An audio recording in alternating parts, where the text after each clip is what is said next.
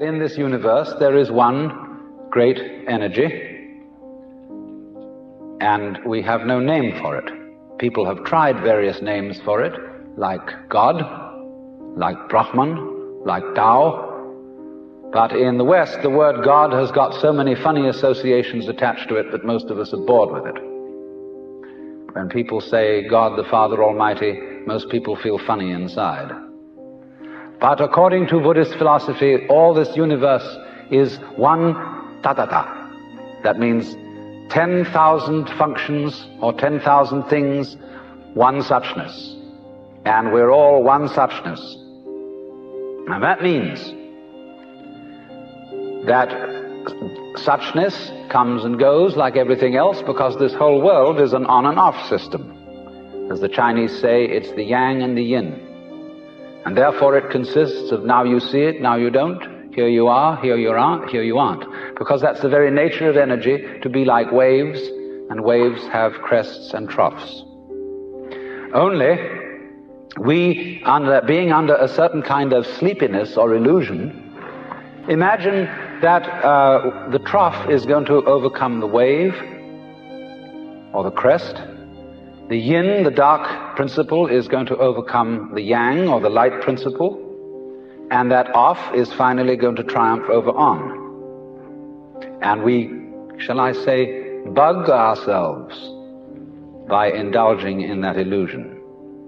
Gee, supposing darkness did win out, wouldn't that be terrible? And so we're constantly trembling and thinking that it may, because after all, isn't it odd that anything exists?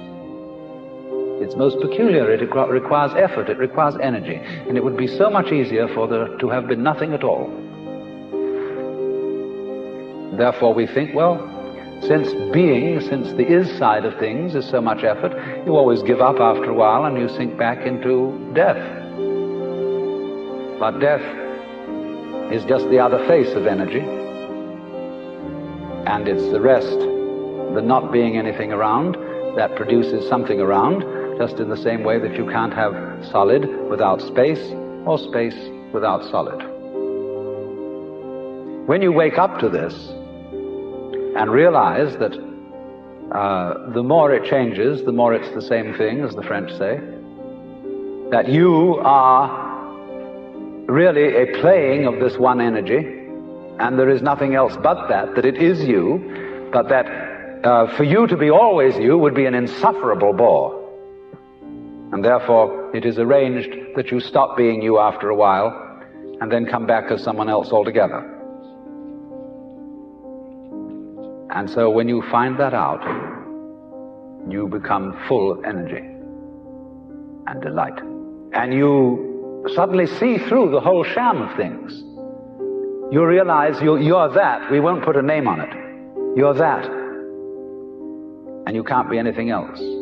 So you are relieved of fundamental terror.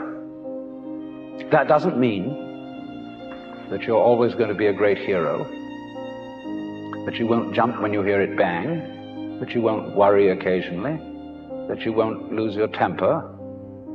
It means, though, that fundamentally, deep, deep down within you, you will be able to be human in the pains, difficulties, and struggles that naturally go with human existence. But to have no hang-up, that is to say, to be able to drift like a cloud and flow like water, seeing that all life is a magnificent illusion, a playing of energy, and there is absolutely nothing fundamentally to be afraid of. Fundamentally.